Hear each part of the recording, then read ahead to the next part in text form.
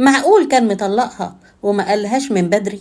الفنان الراحل محمود عبد العزيز كان ساحر وهو عايش وساحر وهو ميت. موضوع جواز وطلاق محمود عبد العزيز والإعلامية بوسي شلبي أمر مريب جدا. يقول لك كان مطلقها من أغسطس 1998 وإنهم اتجوزوا شهر ونص بس. طب إزاي؟ وهي تطلع تقول لك جوازي من محمود عبد العزيز كان شرعي وقانوني. طلعوا عملوا عمرة مع بعض وحجوا بيت الله الحرام، وهو كمان كان المحرم ليها في الفيزا وده رسمي.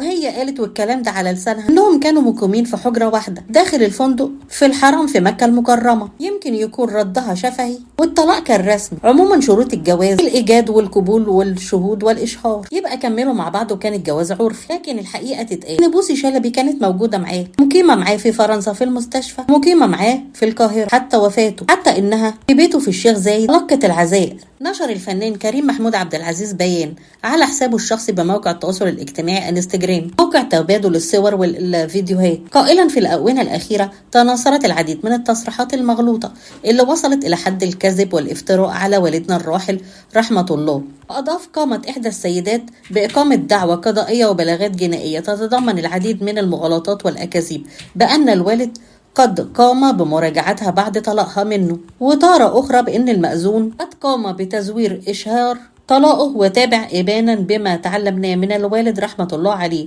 بأن نحترم القانون والهيئات القضائية المختصة، فقد أصرنا الصمت حتى يقول القضاء المصري الشامخ كلمته في هذه الدعوة والبلاغات. واستكمل كريم محمود عبد العزيز حديثه قائلا قد صدرت كافة الأحكام برفض الدعاوي على كافة درجات التقاضي، كذلك حفظ البلاغات الجنائية، وجاءت تأكيدا على صحة أوراق طلاق هذه السيدة من الوالد بعد شهر ونص فقط من الزواج. يعني الفنان الساحر الراحل الجميل محمود عبد العزيز طلق الإعلامية بوسي شلبي بعد 45 يوم بس من الجواز. اختتم كريم محمود عبد العزيز البيان وقال نعلن للجميع إن ادعاء هذه السيدة بأن الوالد كان متزوجها حتى أيامه الأخيرة هو محض افتراء لا أساس له من الصحة، وإن العلاقة منذ تم الطلاق في 1998 ما هي إلا علاقة عمل بين نجم كبير حفر اسمه بعلامات مضيئة في مصر والوطن العربي وبين منسقة أعمال ومديرة إدارية للتنظيم والارتباطات والمهرجانات. وإذ نؤكد على أننا لا نحب الخوض في صراعات مع أي شخص، ولكننا نرفض المساس باسم وتاريخ والدنا، ولن نتغاضى عن أي تجاوز من أي شخص أيا من كان. أكد أننا لن ننزلق في استخدام منصات التواصل الاجتماعي للتراشق أو الرد على هذا وذاك. وقد تم تكليف المستشار القانوني الخاص بالورثة باتخاذ كافة التدابير القانونية والإجراءات اللازمة لحفظ كافة حقوقنا القانونية. وردت الإعلامية بوسي شلبي ببيان على ورثة محمود عبد العزيز. صدرت الإعلامية بوسي شلبي بيان صحفي رسميا للرد على ما وصفته بادعاءات غير صحيحة تمس وضعها القانوني كزوجة للفنان الكبير حتى وفاته. أكدت بوسي شلبي في بيان صحفي أنها فوجئت بما تداولته بعض المواقع الإخبارية ومنصات التواصل بشأن طلاقها من الفنان الراحل محمود عبد العزيز، وذلك على خلفية ما نشرته أسرة الراحل محمود عبد العزيز بأنه وقع الطلاق بعد شهر ونصف من الجواز، وشددت على أن هذا الخبر غير صحيح.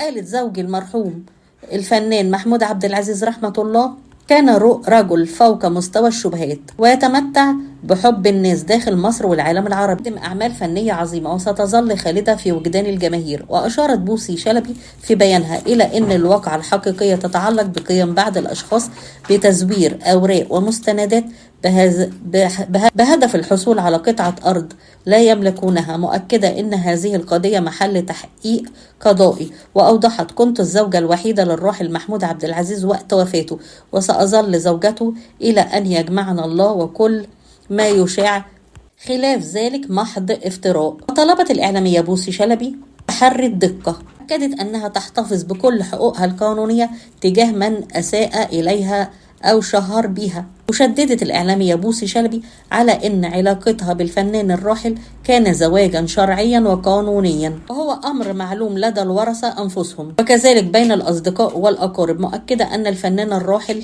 محمود عبد العزيز لم يخالف طوال حياته أحكام الشريعة والقانون. الموضوع ده أثار بلبلة داخل الوسط الفني، كتير بيأكدوا أن كلام الإعلامية بوسي شلبي صحيح، أن هي لآخر لحظة كانت زوجة الفنان الراحل الساحر محمود عبد العزيز، بينما ورثة الفنان محمود عبد العزيز أولاده بيأكدوا أن والدهم فصل عن الإعلامية بوسي شلبي بعد جواز استمر شهر ونص فقط. العلاقة بينهم بعد كده إنها كانت منسقة أعمال ومديرة إدارية لتنظيم الارتباطات والمهرجانات للفنان محمود عبد العزيز. خرج الإعلامي الكبير محمود سعد وقال إن الموضوع ده مش هيتحل إلا لو قعد الورثة مع الإعلامية بوسي شلبي يحلوها حل ودي بعيد عن الناس عن المحاكم. ولكن الأمر تطرق للقانون والمحاكم، وفي الآخر نترك الحكم للقضاء المصري الشامخ العادل. وما لنا كجماهير إلى أننا نطلب الفنان الراحل الساحر التي لا طالما أمتعنا أفلامه ومسلسلاته ومسرحياته، نطلب ليه الرحمة والمغفرة. ربنا يصبر أهله وزاويه